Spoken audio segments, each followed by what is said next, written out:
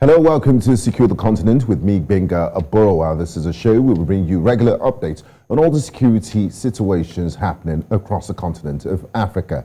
But before we delve into today's program, let me bring you the latest security headlines.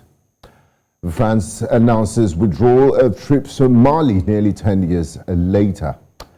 Al-Shabaab fighters killed 5 people in Mogadishu police station and security checkpoints attacks.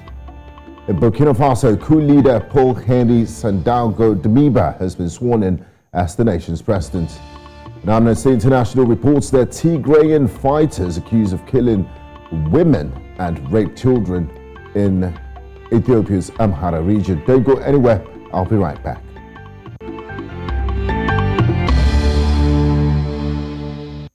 Secure the Continent today is on the security situation in Somalia, where raging conflict had worsened and proved to be a threat to security in the Horn of Africa. We'll look at the AU's mission's mandate and AMISOM's exit plan. But first, this report is packaged from our studios. In the early 2000s, Al-Shabaab has sought violence to establish an Islamic state in Somalia. Incessant attacks have claimed hundreds of lives over more than a decade of its insurgency. That insurgency has witnessed a resurgence in the past few weeks as the country's political crisis has deepened. The spate of attacks has reminded the country that the terrorist group is yet to be defeated despite a strong force deployed to Somalia, that is, the African Union Mission in Somalia, AMISOM. Emergence of the Islamic Courts Union, ICU, in 2006. The International Governmental Authority on Development, IGAD's Peace Support Mission in Somalia was originally set up as a protection and training mission by both IGAD and eventually the AU established AMISOM. More than a decade ago, AMISOM came out of a necessity to bring peace and stability to Somalia. Its mission also involved providing humanitarian assistance and ensuring the reconstruction and development of Somalia. AMISOM has helped to stabilize Somalia's federal institutions, partly degraded Al-Shabaab, and sent it out in 2012.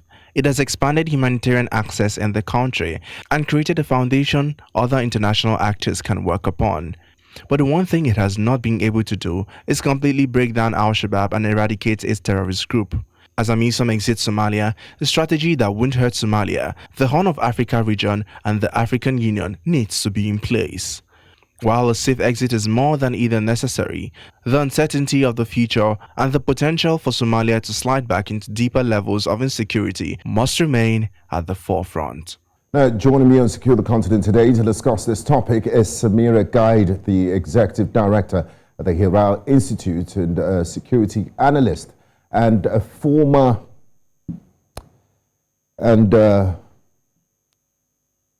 apologies for that, and former Principal Security Advisor to Somalia's Prime Minister.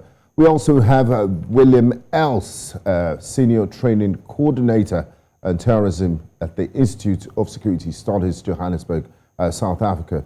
Joining us in the second half of the show will be Ahmed Abdi Kosar, journalist and communications consultant, joining us from Nairobi, Kenya. You're welcome to the program. Thank you very much. Now, I'd like to start with you, Willem. What are the reasons for the current escalation of violence we have seen recently, particularly in Mogadishu in recent weeks?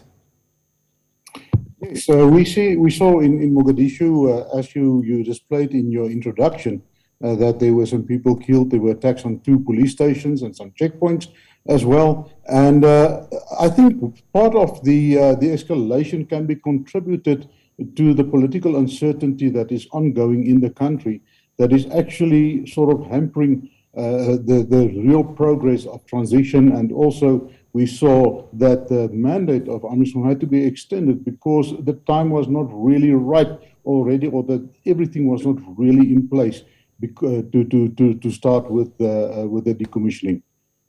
Now, Willem, ongoing elections countering major problems. The opposition is threatening to stop recognizing the process. Without change, the country seems to be headed towards a new electoral impasse and potentially leading to a crisis. How important is the political situation in Somalia? And is there a connection, a nexus between what is happening politically and the security situation on the ground? Very, very much so. If you look at your political stability is actually the vehicle that is created to create, or that is there to create stability. Without that political stability, and also the political will to cooperate, and that is also, if you look at the main differences between the federal government and also the party states, if they can't reach an agreement, we're never going to have the ideal situation or conditions for transition and for peace to take place, and for the rebuilding process of Somalia to take place. Okay, thank you. Willem, what's the current state of relationship between Prime Minister Mohamed Hussein Roble and his President Mohamed Abdullahi Farmajo? It seems to have been fractious sometimes last year, and it's what's the current situation?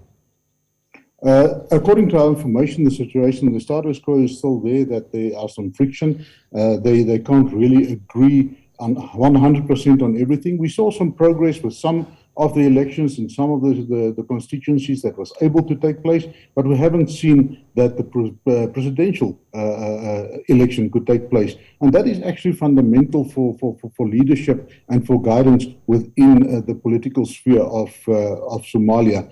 And we also see that your radical forces, they take advantage of this uncertainty. They take advantage of the dissent of the people, and they move into that unstable arena, and then they also make their statement. Because remember, they also want to make their voice known in future decommissioning of AMISOM, and also to plan out the new Somalia that should be established now. They cannot, at the end of the day, be excluded. They have not been defeated. They are a force to be reckoned with, and maybe the time has come to look on ways and means on how to sit around the table to plan out and to work out a future for Somalia that is safe, that is fair, and also that promotes progress for the rest of for Somalia, and also unified Somalia. Okay, thank you, Willem. I'd like to bring in Samira here. Thanks for joining us, Samira. There are some concerns that the withdrawal of the African Union mission in Somalia, AMISOM, might just be the opening Somali militant group Al-Shabaab has been looking to exploit. So is it mission accomplished for the African Union sanctioned mandate of AMISOM? Thank you for having me. I would like to say far from it. We are very far from an AMISOM exit. And what we're currently discussing is really not AMISOM leaving, but a change of name, a change of mandate that would, at least give hope that the mission will come to an end and will not be like those that we have seen in places like Congo or other places. So I wouldn't say it's time for AMISOM to go there. It's far from it. I don't see that happening in at least the next 5 years. AMISOM has performed amazingly over the past 10, 15 years that it's been in place. It replaced Ethiopian troops in 2006, just when the International Courts Union was being removed from Mogadishu. It has performed well over the 2011 to 2014. They were really conducting offensive operations.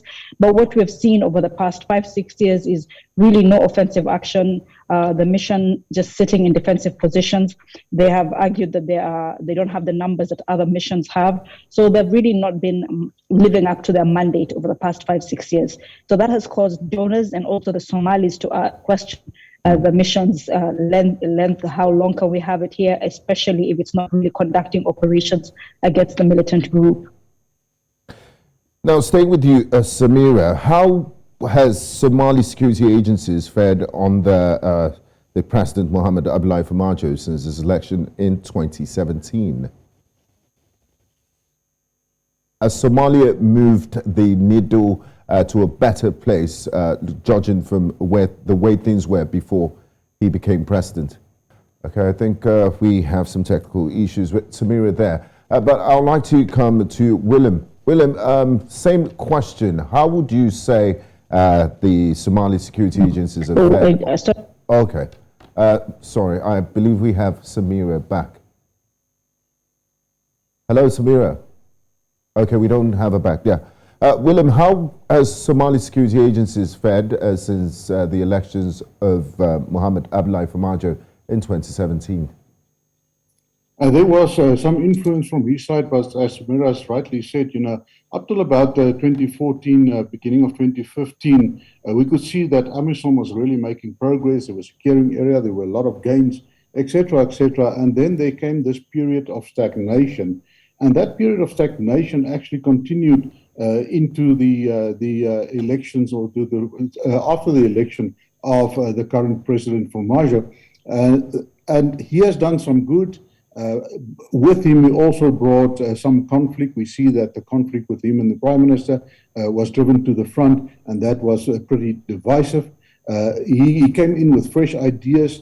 So there was some good, but there were also some things that did not work out so well with his presidency. But what we also saw that he was also the one who called for the current AMISOM or AMISOM as we know it now to come to an end, and as Samira rightly said, to look at the future. What is the exit plan of AMISOM, and what happens beyond AMISOM? Because the situation in Somalia is not ideal for a peaceful transition and exit of AMISOM at this moment as is.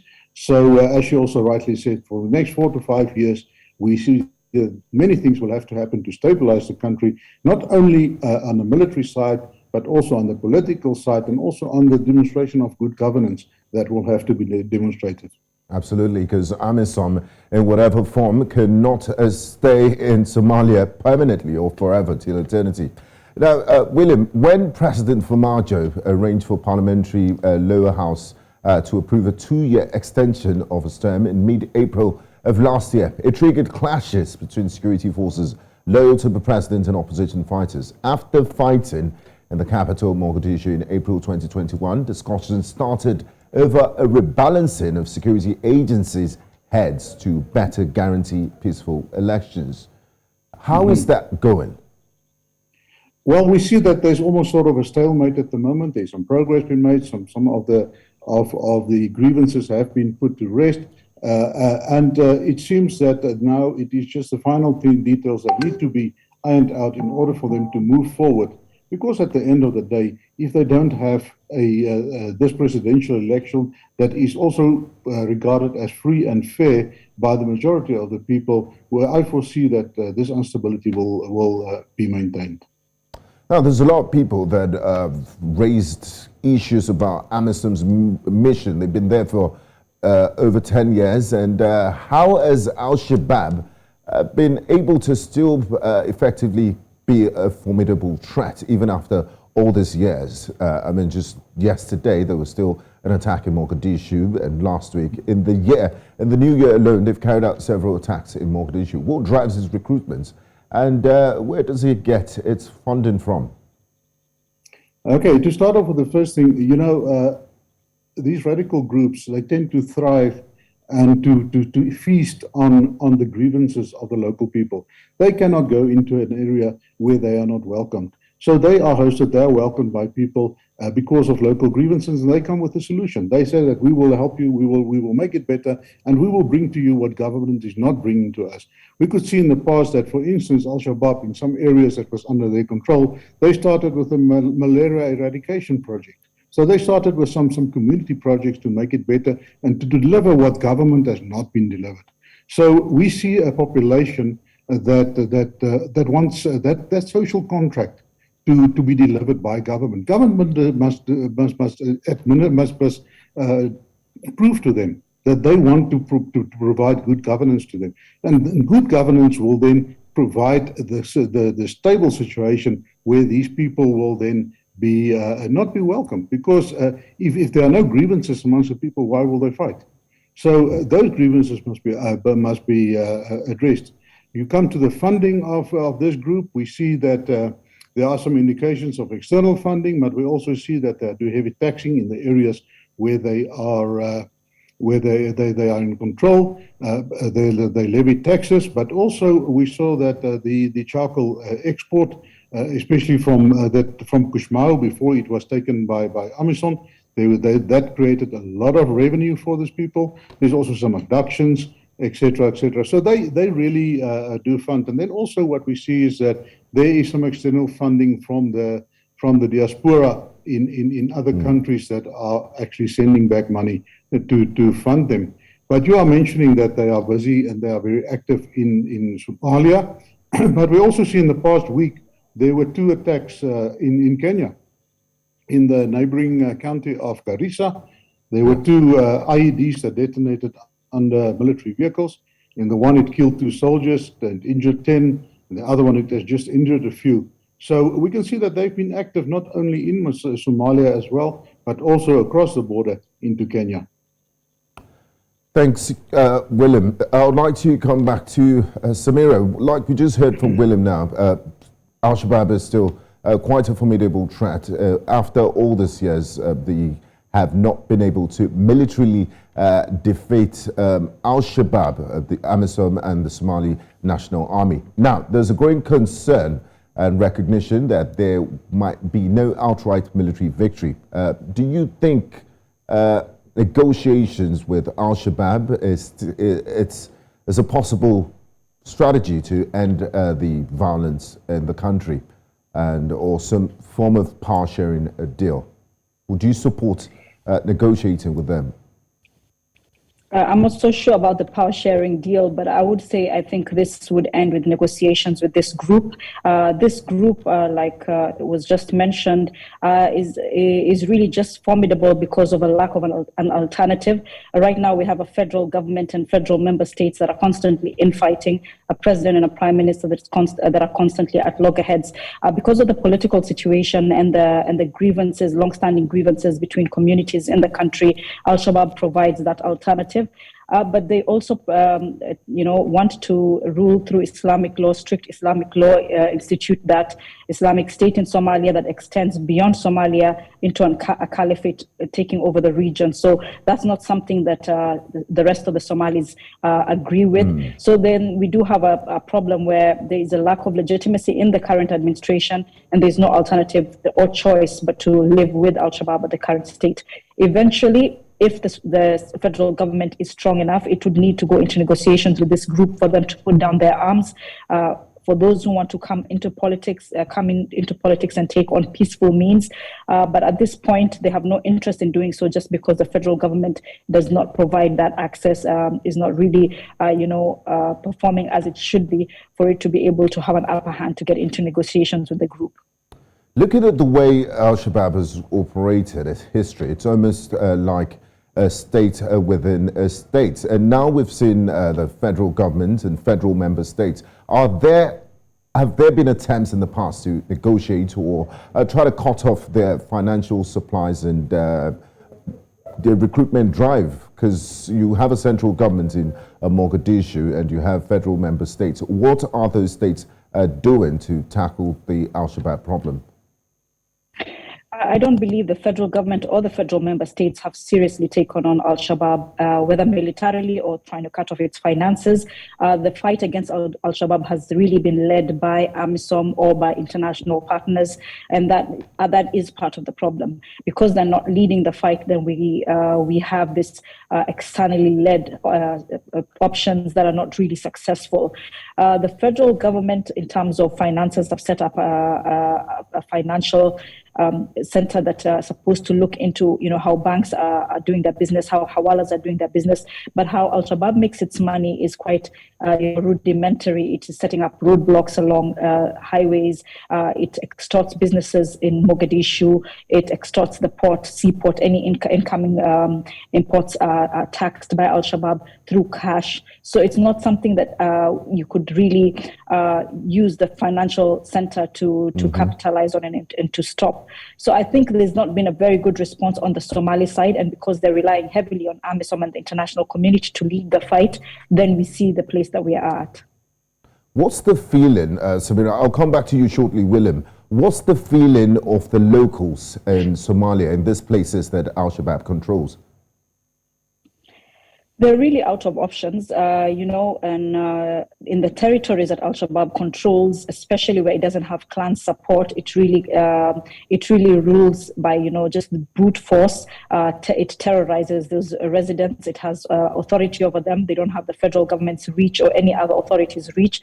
So the people there are really, living by the strict rule of Al-Shabaab. They have their police, internal police. They have the intelligence that, report on anyone who's, doing anything untoward, whether it's reporting to the federal government on their activities or just living outside of the law in their territories. So the people in those territories are really having, a hard time living under Al-Shabaab rule. The people who live outside of Al-Shabaab rule also are not out of their reach, are not, safe. They extort them, they terrorize them if you're not paying the taxes like they instruct you to pay, and they call this zakah. If you don't pay that, then you could be killed by IED or assassinated. So it's really for both ends of the spectrum. It's a really ugly situation. Thank you, Samira. Now, Willem, it's been 15 years since the AMISOM mission started.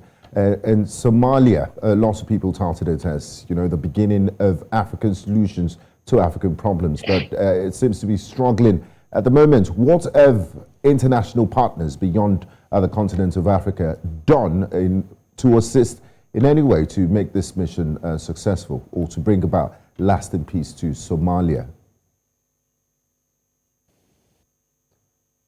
Willem, I think a 6 months mission ended up in almost 15 years of mission, and that doesn't come cheap. We know that the European Union have been funding it to the tune of $2 billion so far. So they contributed very substantially in terms of getting AMISOM there. The troops that are being sent, the equipment that are being sent by the countries like Uganda and Burundi and so on, Ethiopia itself and Kenya, it doesn't come cheap. So they also contributed. So from a foreign perspective, we saw that the European Union was very much involved in terms of the funding of AMISOM. Without them, it would not have been there.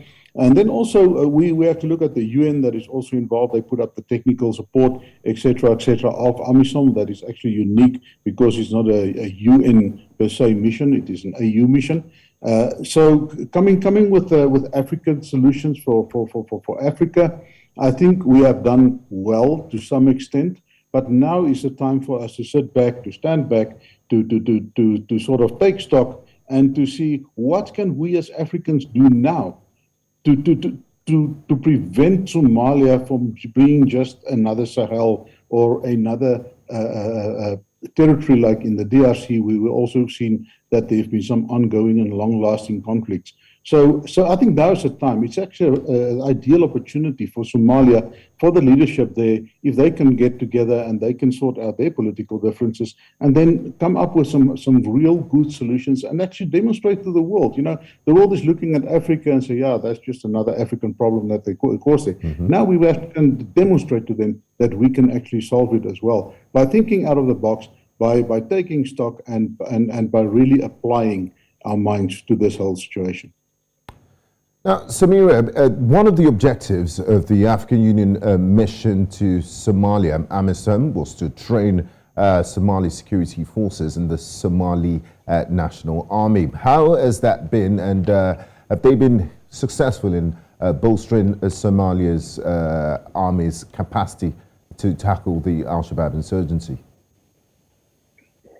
I think in the beginning it was quite good, the work that AMISOM member states such as Uganda training militias that would operate alongside them, Kenya training the militias in Kismayo, around Kismayo to operate alongside them, and then later those forces were nationalized and into formal forces.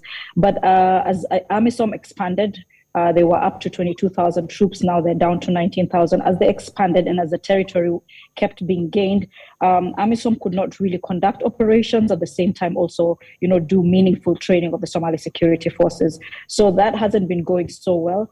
We have so many other partners that are training, namely the Turkish, the US, EU. The EU has also got a training mission in Somalia, which is really part of the problem. The fact that we have so many other countries, so many member states training our troops not in one single doctrine, but in different ways. So that's part of the challenge that we're having, which is an uncoordinated international community.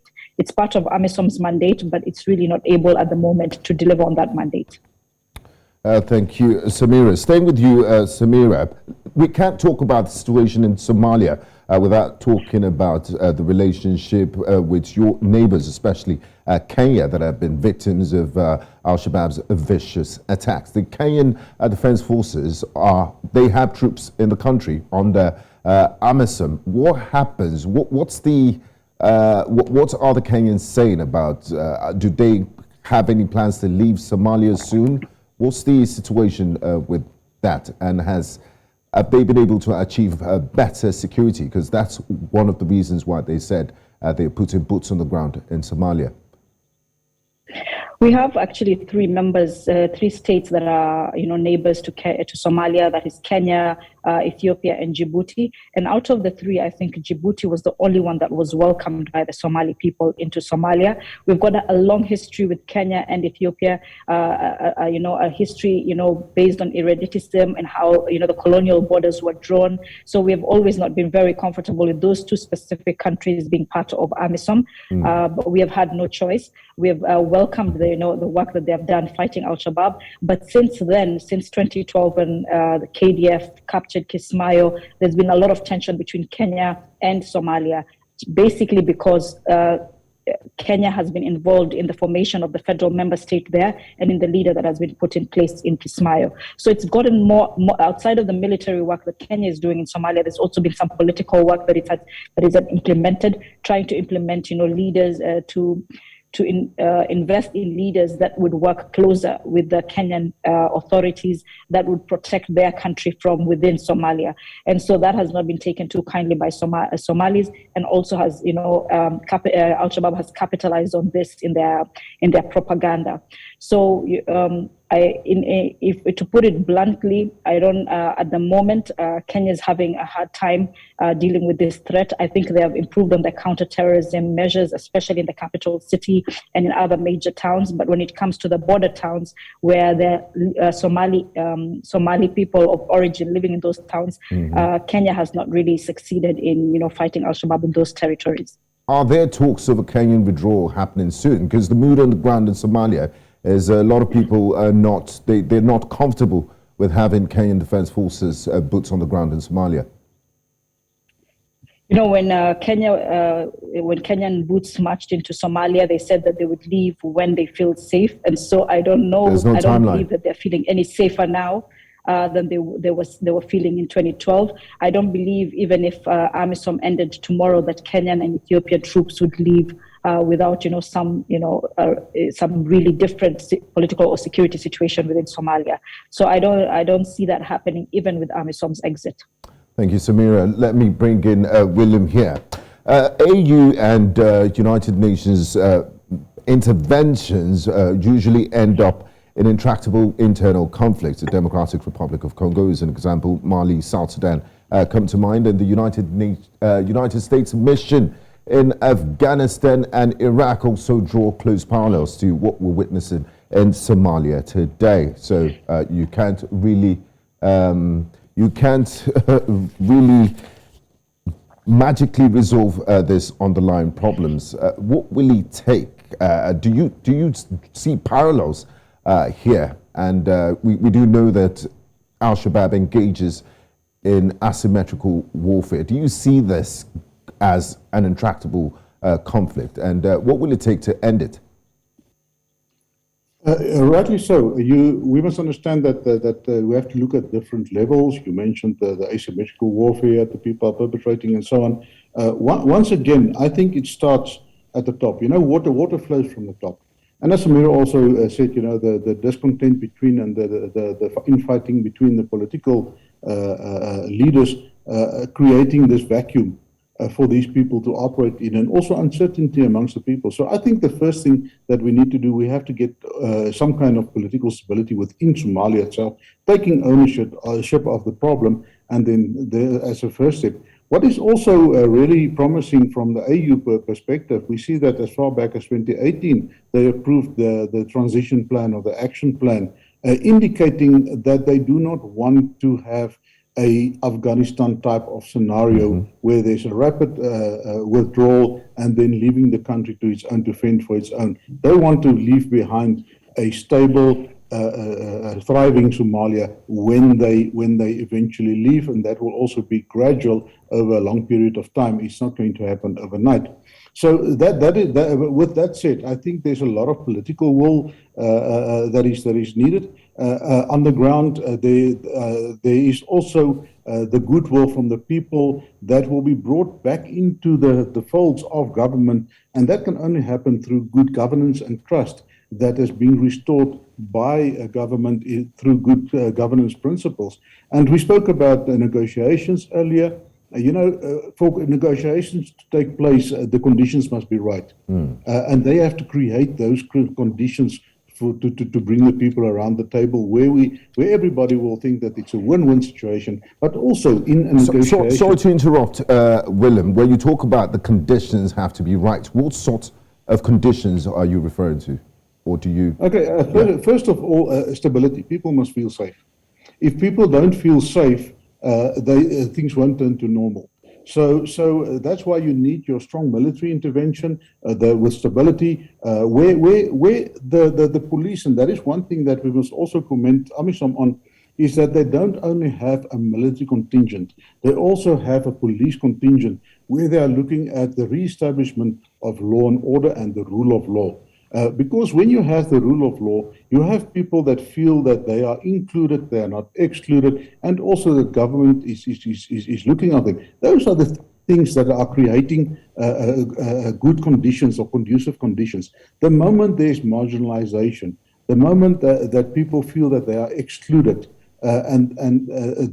those are conditions that are not conducive for what we want here.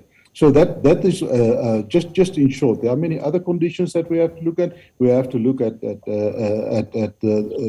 poverty. We have to look at creating jobs. We have to look at rebuilding the economy that has been tattered by many years of war. So those are the conditions that will have to be addressed. But once you have started and you start to gain the trust of the general public again, then these conditions will start to develop, and it will create those conditions for these things to take place.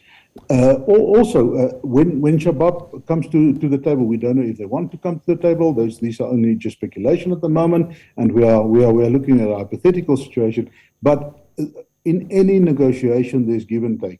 So it all depends whether Shabaab will now come and they will say, okay, we will come and we will be able to negotiate, we will leave this, or we will let go of these or these principles in order to find middle ground. If you don't find middle ground in a situation like this, we're going to have a situation that will continue for long. In 5 years' time, we're just still going to sit here and talk about the same thing. Thank you, Willem. Before we go on a break, I'd like to ask Samira this question. When you talk about finding solutions to the problems in Somalia, one big issue that stands out is the political situation in Somalia. How is that going? I understand indirect elections are happening in some parts of the country, and we did see a breakdown in law and order last year when the president extended his stay in power. What's the current political situation in Somalia as we speak today? The political situation has improved from April last year. We had that standoff where the president had extended his mandate by 2 years. Later, a month or two later, we came to a political agreement. The electoral process went back on track, but unfortunately, it started delaying and it wasn't moving forward. We've had a number of meetings between the Prime Minister and the federal member state leaders to try and get it back on track. The latest was held in January. They're supposed to complete the electoral processes, all of them, by 25th of February, which is, I think, less than 10 days away. Chances are we will not meet that deadline, but I can say we have at least a month to go before this electoral process is concluded. That aside, the process has been, not a very clean process. There's been a lot of irregularities. There's a lot of incidences of rigging, people who have been denied access to the voting centers. There's a couple of individuals who were denied even access to the towns. They couldn't get on planes to go to the towns that they were going to campaign and register as MPs. And so there's been all those other issues, which, brings us back to the point of, will we get a legitimate government that gets the, support of the public if we continue to see this political shenanigans going on? So I can say the political process will end, but will it be an outcome that is accepted by all? That's still, questionable. Yeah, we'll definitely have our eyes on the situation in Somalia. We'll go on a quick break now. I'd like to thank you, Samira Gaid, for joining us all the way from Mogadishu, Somalia, to discuss this topic. Thank you. You're still watching Secure the Continent. When we come back from the break, we'll be joined by Ahmed Abdi, Kosar, journalist and communications consultant. We still have Willem Els with us here. We'll be right back.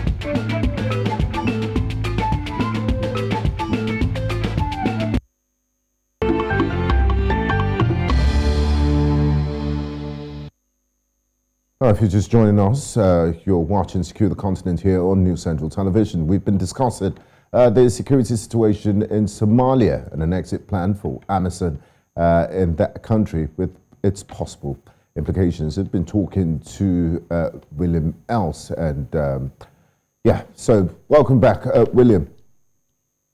Thank you. Good to be back. Now, we've seen a recent spate of attacks by Al-Shabaab in the capital, Mogadishu. Why is Al-Shabaab particularly attacking electoral officials? Why are they trying to disrupt the elections? To what benefit?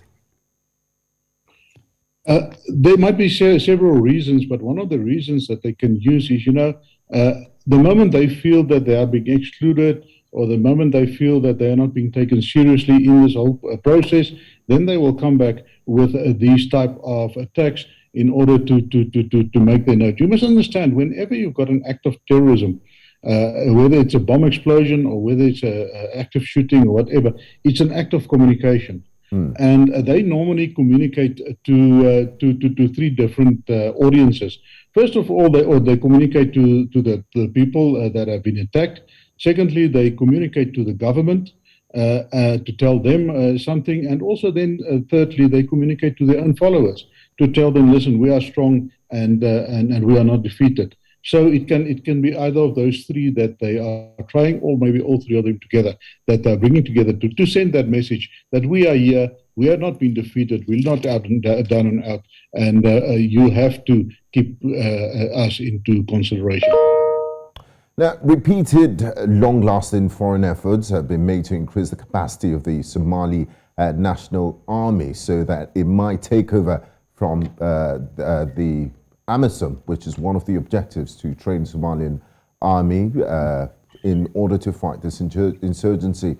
How would you rate the Somali National Army's preparation? Are they ready to take on the primary security responsibilities if AMISOM pulls out in the next few weeks? I had a look at various commentators and their assessment of the army in Somalia. I haven't been there in recent months. I've been there before the COVID pandemic. So I had to go look at where they are at the moment, and it's very much so the truth that AMISOM had the mandate to train them. Did they fulfill that mandate? I believe only partially. Are they ready to take over now immediately? I don't think so. Up till now, as Samira also said, the AMISOM took the lead in all these offensives and so on, and they were playing a supportive role, and they came in to stabilize, etc., etc. So they have never been exposed to taking the lead. They haven't proved themselves that they can do that, and that is maybe one of the major concerns. And also, I don't think the numbers are there yet for them to really take control, but also to maintain. If you are an army and you're in an unstable situation like we have now, you have to dominate ground. You have to maintain a presence. And we see that was one of the weaknesses of AMISOM also, and that's why they had to come and support, is that AMISOM did not have the number of boots on the ground to be able to make an offensive, to gain ground, but also to be able to maintain and stabilize the presence where they have taken the ground. And that they won't be able to do at the moment, according to my assessment. Thank you very much, Willem. Just before we begin to wrap things up, how would you describe a perfect exit strategy for the African Union mission in Somalia? First of all, things need to be stable. You cannot leave a volatile situation or a very fluid situation like it is at the moment. We need political stability, and that's where you start. Like I said, water flows from the top. Once you have your political stability, you need the political buy-in from all the different role players on federal as well as on the party states as well. That will bring them together. You need the support of the majority, or if possible, all your clans, because we know that there's a very strong clan system still present in Somalia. If you don't have the support of the traditional leaders on the ground, you're not going to succeed. That is on the one end. On the other hand, you also need a government that needs to deliver on their mandate. They need to deliver the political goods that is expected in terms of the social contract set there by the electorate. So they need to look at your basic provision of healthcare, of schooling, of all those things that are really elementary, but we see that are lacking, and that will serve to bring back the people into the fold, also to win back the hearts and the minds of the people. Once you have that, you will start to have stability, and then also, if possible, and if Al-Shabaab is willing to negotiate and to also and want to be part of the solution, then bring them in. If not want to be part of the solution, they will have to look at other means to really start to marginalize them, that they not be the force that they are at the moment. Thank you very much, Willem Els. I'd like to say a very big thank you to you for being a part of this conversation. We do appreciate your insights on the subject. I'll also like to say a very big thank you to Samira Gaid, Executive Director at the Hiraal Institute. And that's how much we can take on today's Beyond the Continent. But before I go, some words. AMISOM has built a bulwark in Somalia, and an exit puts many things in danger, including the nation's political stability. But a perfect exit strategy will be to pass on the methods that work for them. Safety strategy must not leave Somalis and their political institutions in jeopardy. Thanks for watching Secure the Continent with me, Gbenga Aborowa. Remember to stay safe. See you next time. Bye-bye.